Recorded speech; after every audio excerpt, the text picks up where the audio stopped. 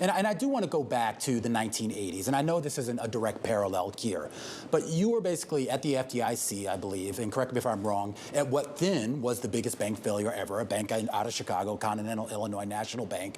It was a bank that, of course, a failure, I should say, that led to a lot of the rules that we have now when it comes to insuring depositors, and more importantly, how you reshaped the FDIC. Why are we now talking about an SVB or another company like, I don't know, say, Signature Bank today?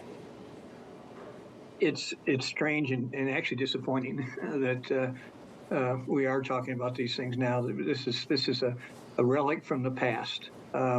When I first went to the FDIC, President Carter appointed me in 1978, and there was a bank in Pennsylvania called First Pennsylvania Bank, the largest bank in Pennsylvania, and considered a very good bank, and the oldest national bank in the nation.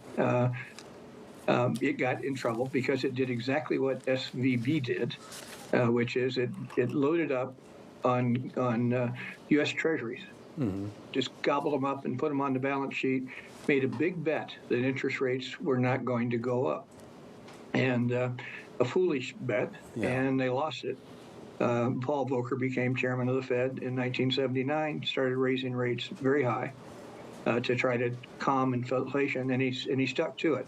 Paul Volcker's one of my heroes. I worked with him a lot of years, and he took our inflation down from sky high, 12, 13%, down to around zero eventually. And he did it by raising the prime rate from, well, he didn't raise the prime rate, but the prime rate went up to 21.5% from about 8%. So it was tough medicine. He stuck with it, and he made it work. Well, what do you think about? But anyway, what I was going to say about First Pennsylvania is that it got in big trouble, and because it made a big bet on interest rates not going up, and they went up a lot, and the bank essentially failed. We rescued it, we put it out of its misery, and changed its management and its board and so forth, and it's no longer with us.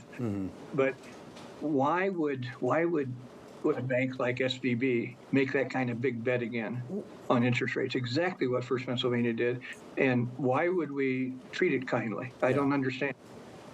Well, that's what I'm curious about here, too. And some of their, in fairness, I mean, some of the securities they had, they weren't necessarily super long dated. I mean, we're talking about 3 years out here.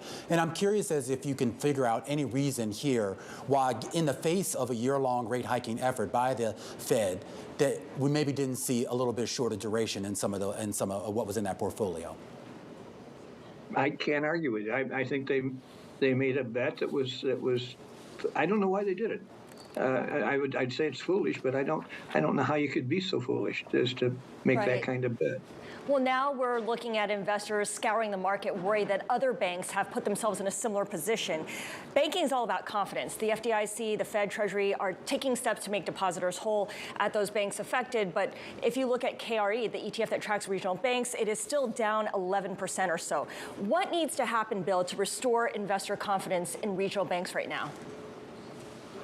Well, first of all, I would say I'm not generally worried about banks. Most banks are sound and have been doing things the right way, and the regulators, I think, for the most part, have been on the ball and doing things right. I think there are institutions that have been aberrations, and there are 3 of them that have occurred in the last couple of weeks, and that's of concern.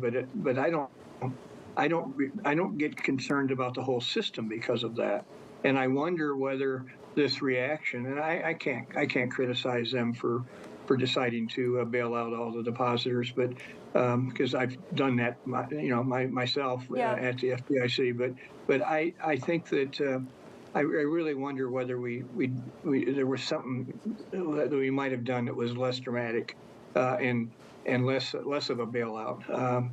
Do you think what we're seeing right now, it's not good to, pardon? Do you think what we're seeing right now is a bailout?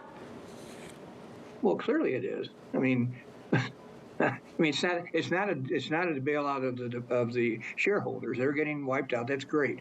They should be. And the management and the directors are losing their jobs. That's fine. That's what should be. They basically did what we did with Continental Illinois back in 1984. And I can hardly criticize somebody for doing that. I do wonder whether it's appropriate in the circumstances to go that far.